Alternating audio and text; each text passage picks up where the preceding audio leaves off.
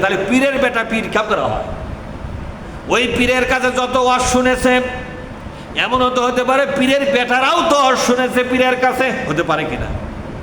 কিন্তু পীরের দরবারের উপস্থিত সকল শ্রোতার ভিতরে এমন একটা লোক বেশি আল্লাহওয়ালা হয়ে গেছে, যারা পীরের বেটাও নয়, বংশের কেউ নয়, অন্য এলাকার একটা মানুষ বেশি আল্লাহওয়ালা হয়ে গেল। পীর হলে তো সেই ব্যক্তিকেই পীর হওয়া উচিত, কিন্তু ওই জীবনে কি তা পীর হওয়া পারবে নাকি? ওই তো পারবে না। পীর হওয়ার জন্য আল্লাহওয়ালা হওয়া শর্ত নয়, শর্ত হলো পীরের জন্ম হওয়া। এই জন্য বলা হয় পীর জাদা। কি বলা হয়? পীর জাদা মানে কি? জাদা মানে জন্ম হওয়া, পীরের জন্ম নেওয়া। পীরের জাদা মানে কি? জাদা মানে জন্ম নেওয়া। পীরের জন্মা, কিসের জন্মা হওয়া লাগবে? পীর হতে গেলে পীর জাদা হতে হবে, মানে পীরের জন্মা হওয়া লাগবে। এটা তো কোরআন হাদিসের কোনো শর্ত। আচ্ছা, এই মসজিদের ইমাম যদি চলে যায়, ইমামের বেটা ইমাম হবে? হেডমাস্টারের বেটা হেডমাস্টার হবে? প্রধানমন্ত্রীর বেটা প্রধানমন্ত্রী হবে? তাহলে হাসিনার পরে ওর বেটা সজীব অজেদ জয় জীবন নাই গেছে ক্ষয়, কথা ঠিক না? ওই তো প্রধানমন্ত্রী হওয়ার কথা, হল না কেন? তাহলে এখানে কি দেখা যাচ্ছে? সিস্টেমটা, এই রাজতন্ত্র সিস্টেমটা ইসলামে। হযরত আবু বকর সিদ্দিক রাদিয়াল্লাহু তাআলা আনহু যখন রাষ্ট্রপতি হলেন,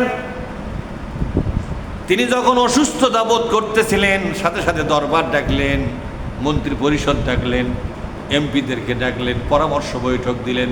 মজলিসের শুরা, জোরে কর কি?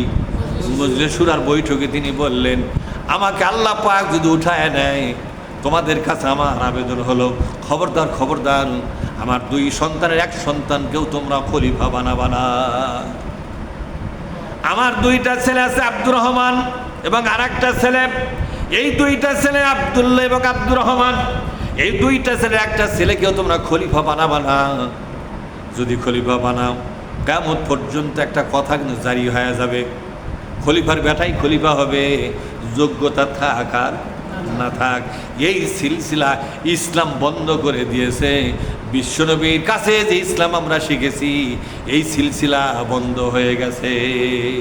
খবরদারি কাজ করবে না। দরবার শেষ হয়ে গেল, নিজের সন্তানকে ডাকলেন, বাজান এদিকে আসো, একটা নসিহত করে গেলাম তোমাদের কাছে। অনেকগুলো নসিহত তিনি করলেন।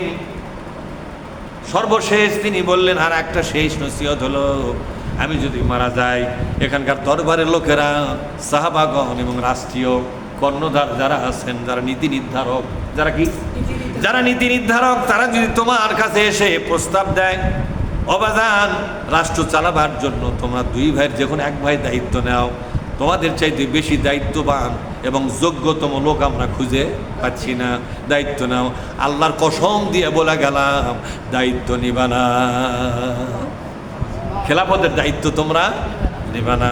বলো বলো, আল্লাহর নামে কসম খায় বলো, ওরা যদি গোটা জাতি তোমাদের দায়িত্ব দিতে চায়, আল্লাহর নামে কসম করে বলো, রে আমার সামনে তোমরা খলিফার দায়িত্ব কোনোদিন তোমরা নিবা না। আমার বংশেরও যেন কেউ খলিফা না হয়, অন্য কোনো বংশের হলে হবে, আমার বংশেরও কেউ যেন খলিফা না হয়। তাহলে বংশকেন্দ্রিক কিন্তু রাজতন্ত্র কায়েম হবে। তাহলে তারা রাজতন্ত্রে ভয় করলো, বর্তমানে এরা কি যে পাইল, রাজতন্ত্র ছাড়া যেন কিছুই বোঝে না।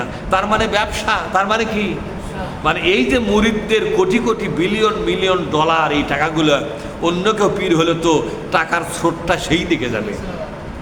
টাকার স্রোত কোন দিকে যাবে? পীরের দিকে যাবে না। এই জন্য আল্লাহ তাআলা বলছেন, কোথায় দাঁড়ালে তুমি, কাউকে মহাপবিত্র মনে করো না। ইসলাম মানুষের মধ্যে খুঁজো না, ইসলাম খোঁজো কোরআনের ভিতরে, হাদিসের ভিতরে।